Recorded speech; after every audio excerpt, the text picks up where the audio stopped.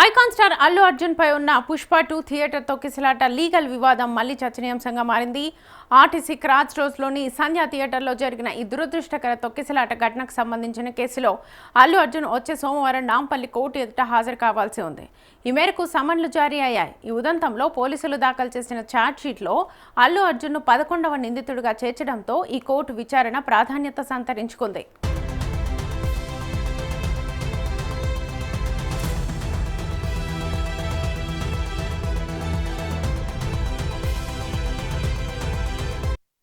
Pushpa 2 the rule cinema premiere show సందర్భంగా సంధ్యా theatre వద్ద నెలకొన్న అల్లకల్లోలమే.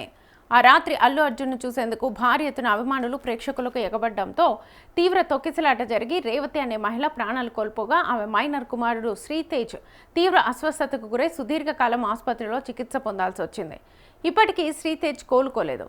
ఈ ఘటనపై దర్యాప్తు చేపట్టిన చిక్కడపల్లి పోలీసులు ప్రాథమికంగా అనుమతులు లేవని హెచ్చరించినప్పటికీ శాంతి భద్రతల సమస్యలకు లెక్క చేయకుండా థియేటర్కు రావడం, ఓపెన్ టాప్ జీబ్లో అభిమానులకు అభివాదం చేయడం ద్వారా రద్దీ పెరిగేలా చేశారంటూ అల్లు అర్జున్తో పాటు థియేటర్ యాజమాన్యం, బౌన్సర్లు సహా మొత్తం 23 మంది మీద ఛార్జ్షీట్ను దాఖలు చేశారు.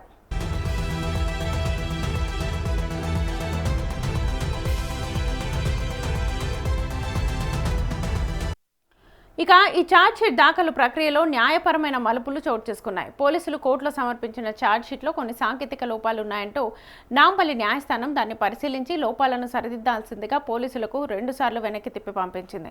గతంలో ఈ కేసులో అల్లు అర్జున్ను పోలీసులు అరెస్ట్ చేయగా నాంపల్లి కోర్టు 14 రోజుల రిమాండ్ విధించింది. అయితే ఒక్క రాత్రి మాత్రమే జైల్లో ఉండి ఆ తర్వాత హైకోర్టును ఆశ్రయించి ఆయన బెయిల్ పొందారు. ఇటీవల నాంపల్లి కోర్టు అల్లు అర్జున్ బెయిల్ నిబంధనలు సడలిస్తూ ప్రతి ఆదివారం పోలీస్ స్టేషన్కు హాజరు కావాలనే నిబంధన నుంచి మినహాయింపునిస్తూ ఉపశమనం కూడా ఇచ్చింది.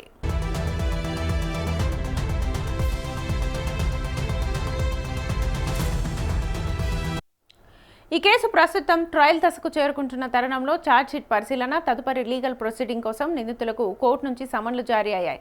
సోమవారం నాడు అల్లు అర్జున్ తన న్యాయవాదుల బృందంతో కలిసి నాంపల్లి కోర్టులో స్వయంగా హాజరవుతారా లేక వ్యక్తిగత హాజరు నుంచి మినహాయింపు కోరుతూ పిటిషన్ దాఖలు చేస్తారా అన్నది ఉత్కంఠగా మారింది.